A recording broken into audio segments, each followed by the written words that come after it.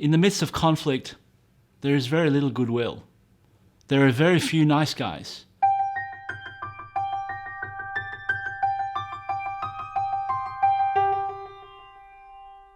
The critical challenge that we face is that the belief that there is no solution. That there is no solution to the Israeli-Palestinian or the broader Middle East conflict. That people have lost faith and that people live in fear.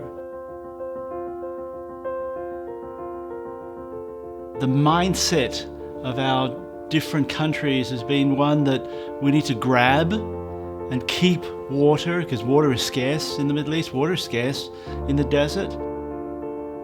We need to grab that water for ourselves, for legitimate reasons of urban, industrial, agricultural needs, but also so that we don't empower the enemy. What we've seen is almost complete demise of the Jordan River.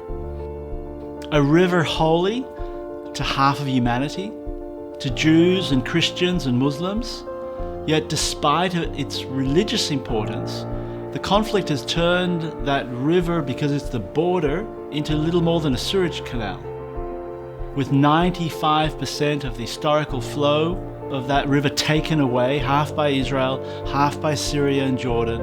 And instead of fresh water flowing, raw sewage, saline water, a very unholy mix of pollutants. But we discovered that it's not convincing enough to the public for environmentalists to be speaking about environmental cause. Over time, we've learned really how to be effective. We've developed a bottom-up strategy, and it's led by our Good Water Neighbours program. And therefore, the very regional nature of our organisation makes people, basically fall out of the chair. That, wow, an Israeli, a Palestinian, a Jordanian, and we're 100 staff, and we're thousands of activists on all sides of the Jordan River, where we're working with schools and creating youth water trustees that learn about their water reality and their neighbours' water reality, so that solving these issues requires cooperation. And that's really important, because in the midst of conflict, where we live, you're condemned by a small but vocal minority that object to cooperation, that see working with your neighbour as working with your enemy.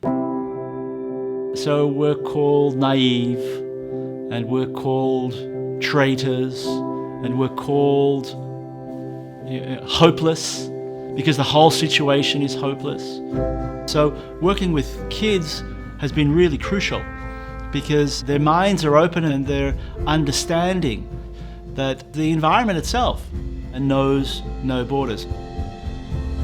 So we're about empowering young kids to ask critical questions of their parents, of adults, and of their mayors as to, well, if the issue requires cooperation, why aren't you seeking cooperation with the other side?